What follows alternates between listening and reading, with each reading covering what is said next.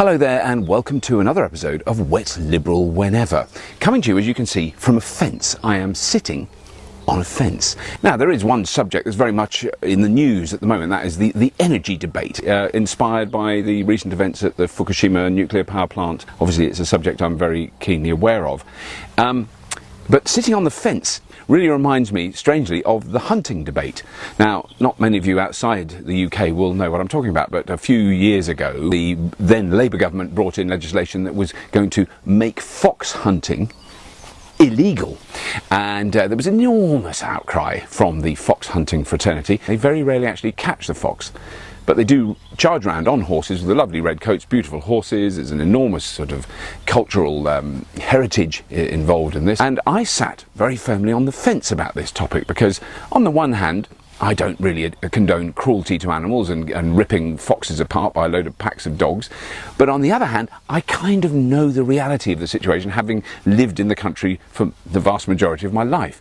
I grew up with people who did fox hunting. I know that it's kind of a sport where the main thing is to get quite drunk and ride a horse a lot around in the winter. So it's a completely useless way of actually controlling fox numbers, but it gives an enormous amount of pleasure to a very few people who are very privileged on the whole, because they can afford to have horses and horse boxes and do all the gubbins that goes with it. A lot of my close friends in London, so you could classify them as the Claphamites, they were very, very opposed to it and thought hunting was cruel and stupid and only done by the rich upper classes, and they kind of didn't really have a grasp of what it was really all about. Anyway, that said, let's move on from that, because now we've got the debate between renewables on one side and nuclear on the other. I don't know why, because I think we need both. But anyway, so since the Fukushima disaster happened, and it's still happening, and it still isn't resolved, but since that's happened, everybody's gone, maybe we shouldn't have nuclear power then. Maybe nuclear power isn't safe. Hello? Nuclear power's never been safe.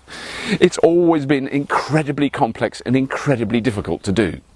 And it is also highly efficient, and it also doesn't emit any CO2. So you can produce vast amounts of electricity with only a bit of steam coming out of a chimney while it's running.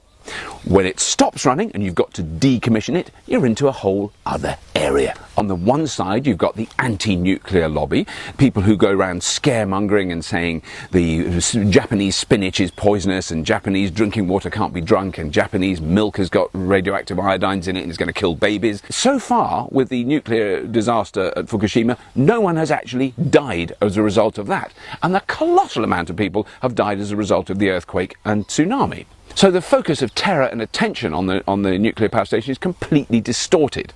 The nuclear power station is a massive worldwide disaster, and as I've said in a blog recently, we're going to learn how to say Fukushima, because we're going to have now 3 Mile Island, Chernobyl and now Fukushima. When nuclear power stations go wrong, they go really, really wrong.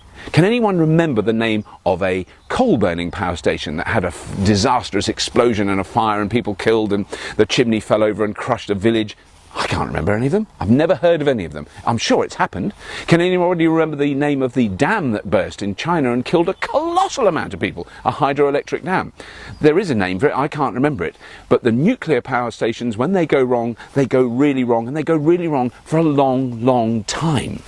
On the other hand, the good arguments that come from the anti-nuclear lobby are things like, it isn't sustainable. You still need to mine vast amounts of material in order to produce the fuel for nuclear power stations. And where do you mine it? There is some in the Orkney Islands in the UK. There's lots and lots of it in America. There's loads of it in Australia. But there's huge lobby groups in all those countries that don't want it dug up there. And the legacy of the disastrous mining practices for uranium in the United States, dating back to the 1950s and 60s, when it was being mined to make nuclear weapons, there is a connection. But there is also a separation between nuclear weapons and nuclear power.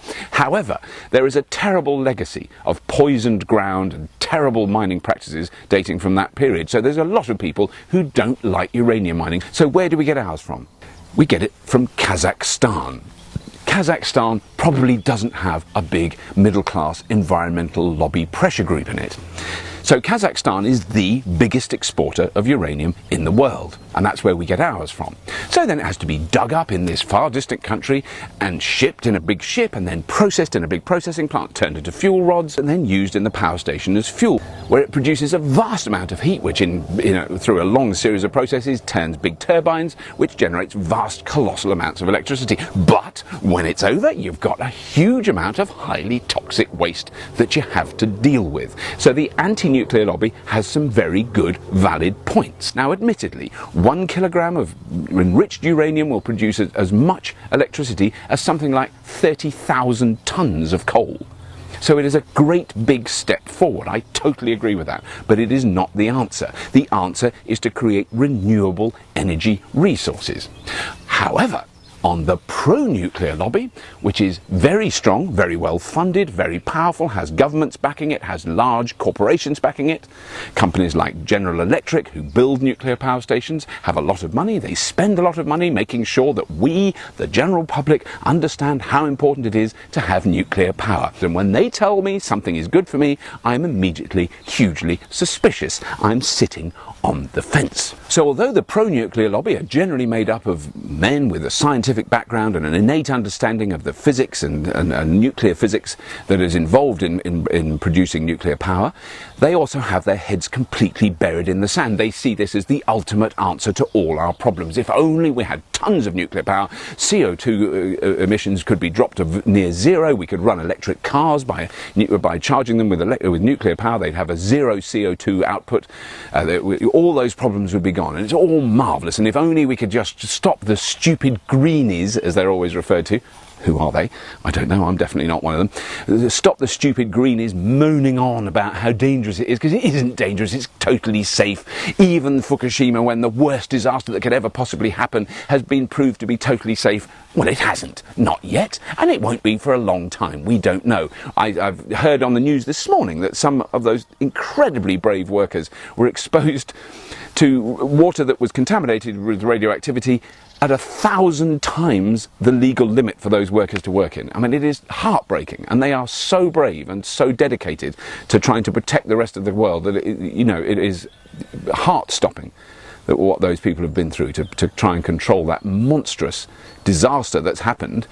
But this is the point, that everyone says, oh, nuclear power stations are safe. No, they're not. They're not safe. We can make them as safe as possible, but there's always something that can go wrong with anything. Think about your own home. Will the pipes leak? No, not with the new technology. Pipes don't leak. Yes, they bloody do. So they soaked your house, and it's a disaster. It's happened to me. We had our whole house flooded, and it was a total nightmare. But it was very contained and small and local. It didn't really affect our neighbours. Here's a good example. How much does it cost to insure a wind turbine? It costs a lot of money. A lot of money. What you have to do is you fill in the form, bish, bash, bosh, you send them a cheque, and they insure your wind turbine. And then if a plane crashes into it, or it falls over in a hurricane, or something else goes wrong with it, you're covered and you're insured. How much does it cost to insure a nuclear power station? Here's the answer: nothing. Nothing, because they won't do it. They will not cover the insurance costs of a nuclear power station. You cannot insure a nuclear power station. So what does that mean? Ladies and gentlemen, that means that we do. The general public, through our taxes. And there was a thing that annoyed me on the BBC this morning. I'll have a little rant about the BBC. The lovely presenter was talking about the energy debate, and he went through the list. He said, oh, well, oil, and gas and coal, they all produce CO2, so that's their problem. Renewables are very expensive, so it seems really the only realistic answer is nuclear. It was fed into that little report so gently. Renewables are expensive. Yes, and what, nuclear power isn't expensive? Oh, I didn't know nuclear power was really, really cheap. I thought it cost several £100 billion to build one nuclear power station. That is not including the cost of decommissioning, which is another several £100 billion for the next 2 to 3 to 400 years, while we work out what to do with the contaminated materials that we've buried in concrete under it. Decommissioning nuclear power stations is a colossal expense. And who pays for it? We do. What happens to the nuclear waste? Who pays for that? We do. Do the companies that generate the power deal with their own nuclear waste? Not at the moment. They're going to have to, and they should. Nuclear power is brilliant. I'm not saying it's not good. I'm not even saying we shouldn't do it. But it is very, very expensive. And it's very expensive for a very long time. Renewable energy is going to be very, very expensive to install, but it's not very expensive to maintain, and when the wind turbine finally turns into a rusty pole in the sea and it goes and it doesn't work anymore, it's not very expensive to decommission and replace. So I'm very happy to be sitting here on the fence. On the one side you've got the anti-nuclear lobby. I agree with some of the things they say and I disagree with an enormous amount. On this side you've got the pro-nuclear lobby. I agree with some of the things they say, but I disagree with a huge amount. They've both got their heads buried in the sand. They're both operating with a lot of misinformation, lies and propaganda and distortion. So, sitting here on the fence, what do I think is the right answer? Well, I think we've got to have nuclear power in the very near future. We should have built the power stations 10, 15 years ago, but the governments that were in power at the time and the corporations that run the power generating were too stupid, short-sighted, lazy and greedy, and they didn't build the power stations when we needed them. So now we've got a problem. But from this point on, we have to catch up with our European neighbours. Germany is a very good example. They produce 20% of their total energy needs from renewable sources. 20%. That is a colossal amount. What do? It's about just about 2%. It's pathetic.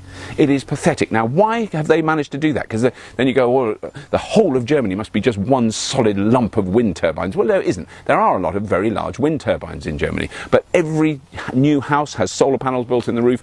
They invented the concept of the feed-in tariff, which encouraged lots of people. There are half the world's solar panels, half of the entire world's solar panels are in Germany. And they've done that in the last 10 years, and that's what we need to do. We are in a unique position in this country. We could produce more energy than we need from purely renewable resources. We can actually make money in this country without having to dig up and burn some shit from some far distant land where the source of which is extremely dodgy. Anyway, that's enough from me. I'm now going to leave you in a very mature way. And if you have been, thank you for listening.